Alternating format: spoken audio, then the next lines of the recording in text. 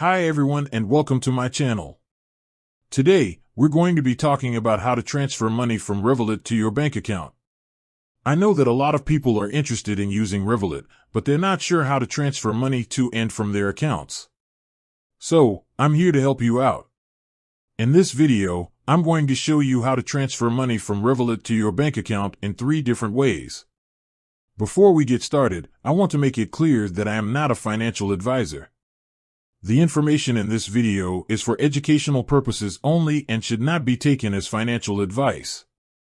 Now, let's get started. How to transfer money from Revolut to your bank account. There are 3 ways to transfer money from Revolut to your bank account.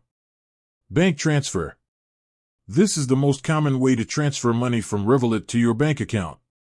To do this, you will need to add your bank account to your Revolut app. Once you have done this, you can simply select the bank account you want to transfer money to and enter the amount you want to transfer. Card withdrawal.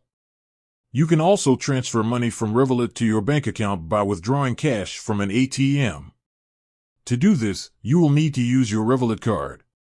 Fast transfer. Fast transfer is a new feature that allows you to transfer money to your bank account instantly. However, there is a fee associated with using this feature. Steps to transfer money from Revolut to your bank account. Open the Revolut app. Tap on the Home tab. Tap on the Move Money button. Select Send to Bank. Enter the amount you want to transfer. Select the bank account you want to transfer money to. Tap on the Send button. You can transfer up to £25,000 per day using Revolut.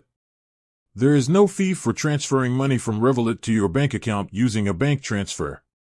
There is a fee for transferring money from Revolut to your bank account using Fast Transfer. You can track your transfer in the Revolut app. Transferring money from Revolut to your bank account is easy.